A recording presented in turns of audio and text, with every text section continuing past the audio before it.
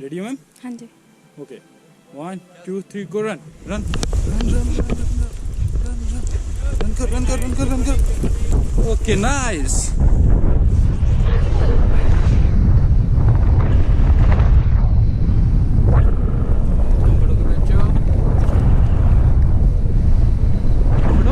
हाँ जी।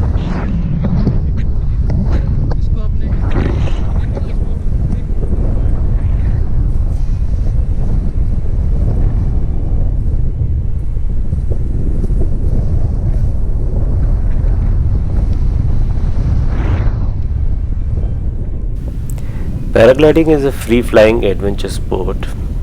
It is both recreational as well as competitive. The paragliding chute designs started as early as the 1960s in Europe, and now you have colorful aerodynamically engineered paraglider wings or canopies as they are called. The pilot is harnessed to the canopy with the help of numerous suspension lines. The harness also is pod shaped and has airbag protectors or foam padding, and some have an extra chute for safety too. It is an extreme sport, and many pilots have either died or suffered injuries.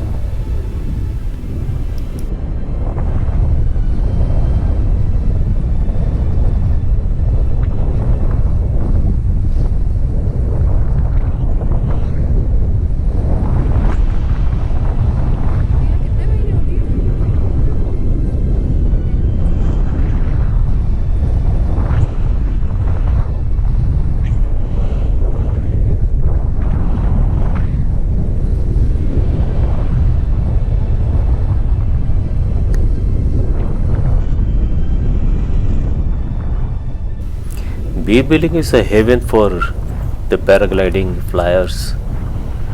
Hordes of international sportspersons come here to practice and learn the skills of competition.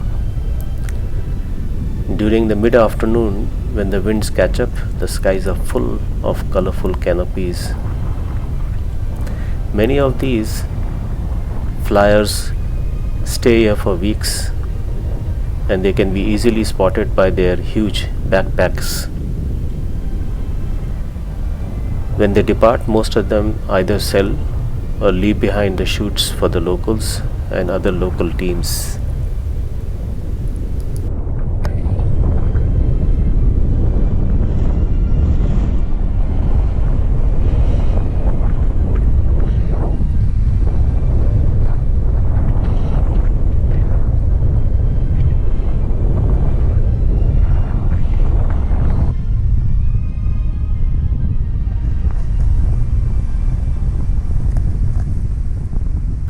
Over the years, beer billing has its share of fatalities, and the Himachal government had to ban the activity for some time. Resumption of the activity was allowed only after the government issued new safety guidelines.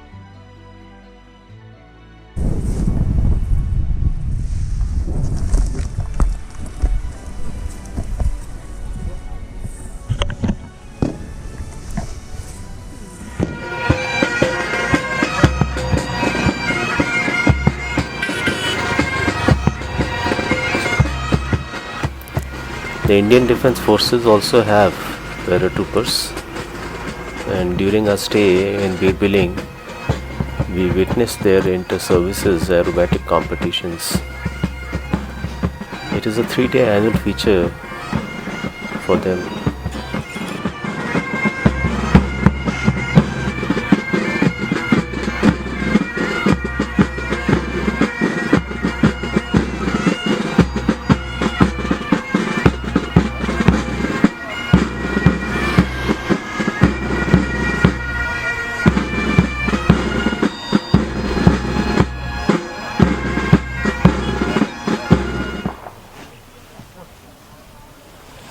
Like all other paragliding stations, Birbiling also has registered instructional schools where pilots learn and train to get basic certification. There are 3 levels of certification. Initially, the students spend around 3 days on the ground learning the control of the glider, takeoffs, etc., before heading off to the takeoff site.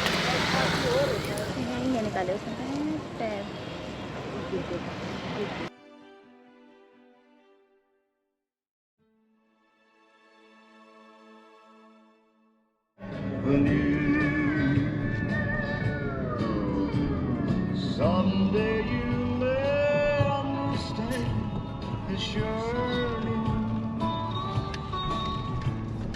when somebody does the same to you.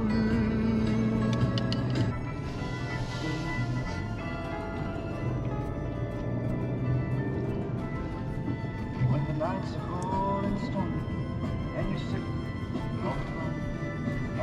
About 8 kilometers away from the Chaugan area of Bir, in the upper Bir lies the place called Bhattu, where the Palpung Sherabling Monastery is situated.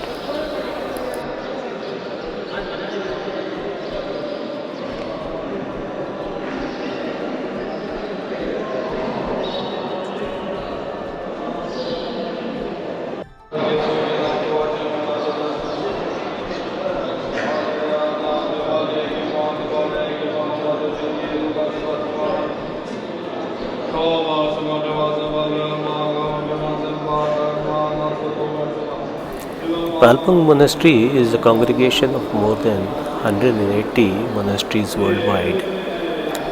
It centers around the Thai Situpa lineage of the Kargyu school of Tibetan Buddhism.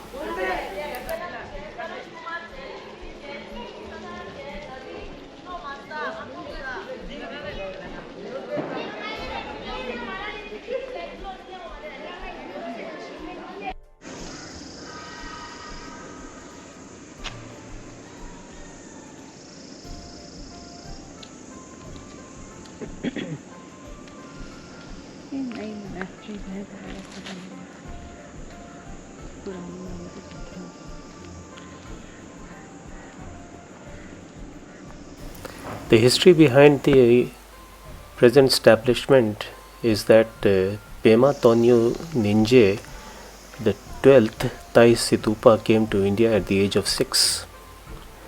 And after receiving his formal training under the 16th Karmapa Rangjung Rigpe Dorji, and at the age of 22 set up his seat in exile known as the Palpung Sherabling Monastery.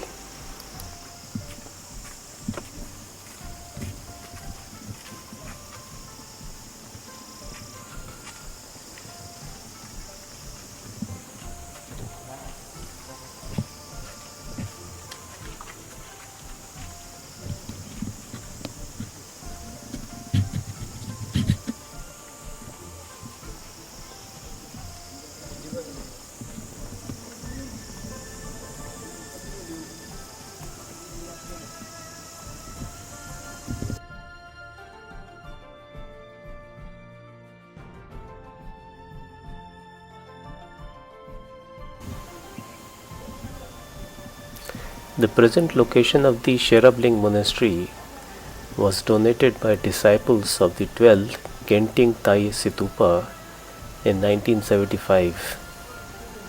The buildings are built with modern materials in the traditional Tibetan architectural style. There are 250 quarters which house about 1000 monks. There is the main monastery, the Sherabling Institute, the monastic primary school, a library, several retreat centers, stupas and stupa temples, etc. About 250 pupils are enrolled in the monastic university to be educated as masters of the next generation to maintain the culture and lineage of the Tibetan Buddhism.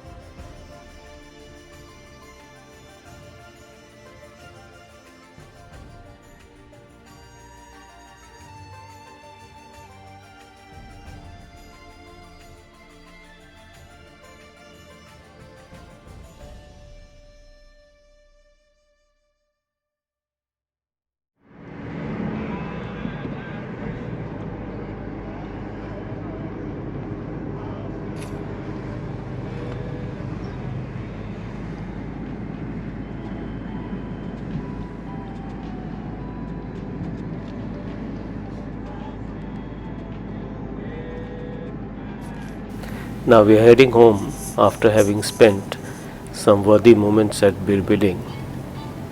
We imbued ourselves with good weather, excellent food, were thrilled by the immensity of the Tibetan Buddhist culture and learning centers, and of course took the calculated risk of doing the paragliding adventure.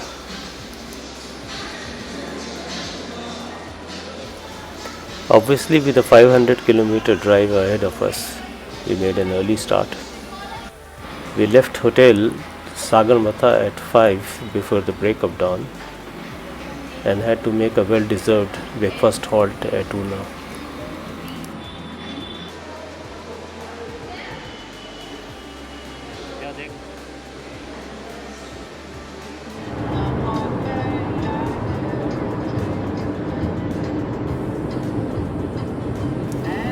I have been doing the Delhi-Ambala road since the early 1980s and have seen it being developed from a single two-way road to a 4-lane highway and now to a 6-lane highway. The traffic also on this road has grown manyfold.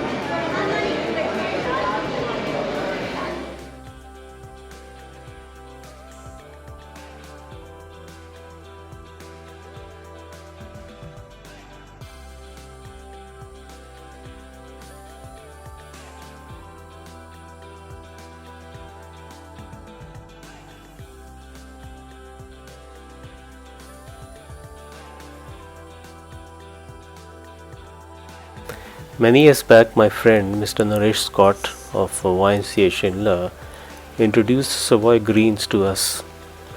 Now, in his memory, we make it a point to stop by this place whenever we are on this road.